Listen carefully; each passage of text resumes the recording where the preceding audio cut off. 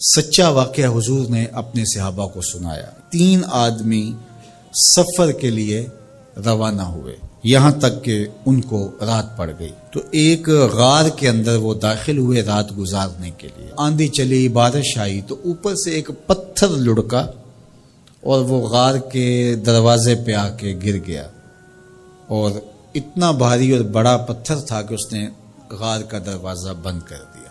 انہوں نے آپس میں بات کی اور کہا، تم اس غار میں پھنس گئے ہو، اب یہاں سے نکل نہیں سکتے مگر یہ کہ تمہارے وہ عمل جو محض اللہ کی رضا کے لیے تم نے کیے ہیں، ان اعمال کا وسیلہ دے کے اللہ سے دعا مانگو۔ ان میں سے ایک آدمی نے کہا، اللہ میرے ماں باپ بوڑھے تھے، اور میں جب بھی بکریاں چرا کر کے آتا تو میں دودھ دو کر کے سب سے پہلے اپنی ماں کو اور اپنے باپ کو پیش کرتا۔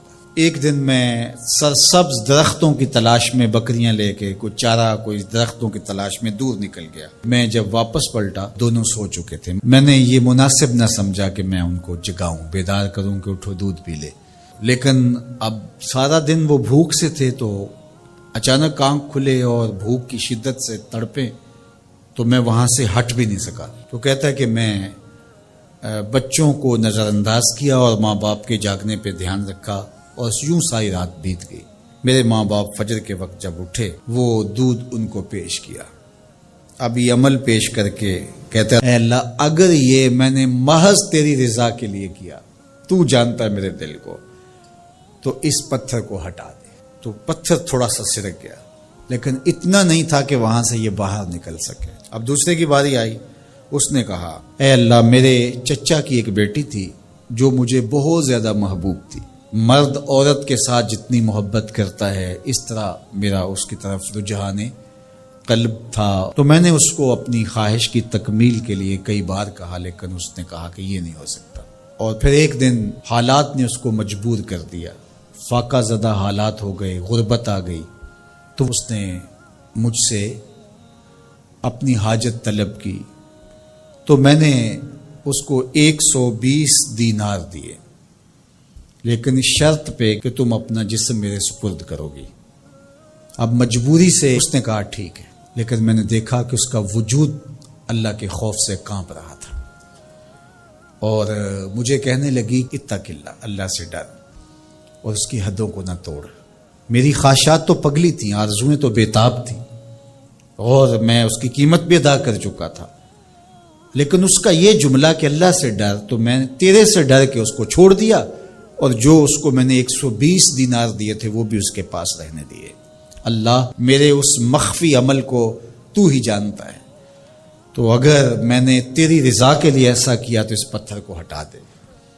تو پتھر تھوڑا سا ہٹ گیا، سوراخ تو زیادہ ہو گیا، لیکن ابھی بھی وہاں سے گزرنا ممکن نہیں تھا۔ اب تیسرے نے کہا، اے اللہ میں مزدوروں سے کام لے رہا تھا اور ان کی مزدوری میں نے دے دی، ایک مزدور بتائے بغیر چلا گیا، تو میں نے کیا کیا کہ اس کے مزدوری کے پیسے کاروبار میں لگا دیے، کاروبار میں برکت ہوئی، اور بہت زیادہ وہ کاروبار جو اس کی مزدوری سے شروع کیا گیا تھا پھیل گیا۔ تھوڑی سی مزدوری تھی لیکن کاروبار بہت پھیل گیا۔ اب میں اس کے اندر کچھ ایک آنا ٹگا نہیں لیا۔ ایک عرصے کے بعد وہ شخص آیا، اس نے کہا مجھے میری مزدوری دے۔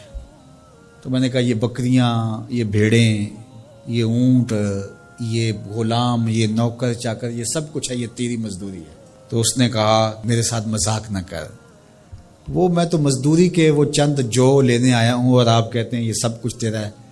تو اس نے ساری صورتحال بتائی، تو اس نے وہ ساری بکریاں، وہ سارے اونٹ، ساری گائے اور سارے غلام ہانکے اور چل دیا۔ کہا اے اللہ اگر یہ عمل میں نے تجھے راضی کرنے کے لیے کیا تھا تو پتھر کو ہٹا دے۔ تو حضور نے فرمایا وہ پتھر ہٹ گیا اور یہ چلتے ہوئے باہر آ گئے۔ جب اللہ کی رضا کے لیے کام کیے تو مشکلوں سے نکلنے کے راستے ملتے۔ ایک روایت میں آتا ہے جو آسانی کے وقت اللہ کو فراموش نہیں کرتا، اوکھے ویلے اللہ اس کو فراموش نہیں کرتا۔ ہم تو کسی مصیبت میں پھنسے تو چالاکیاں کرتے ہیں، کوئی چالاکی، کوئی مکر کہ اس سے نکلیں، تو تو مصیبت میں پھنسیں تو دعا کے لیے ہاتھ پھیلا لیں اور اچھے اعمال کا اللہ کی بارگاہ میں وسیلہ پیش کریں. تو زندگی میں ایسا ذخیرہ اعمال کا جمع کرو کہ جب مشکل بنے تو ان اعمال کا وسیلہ پیش کر کے مشکلات سے نکلنے کا راستہ ملے.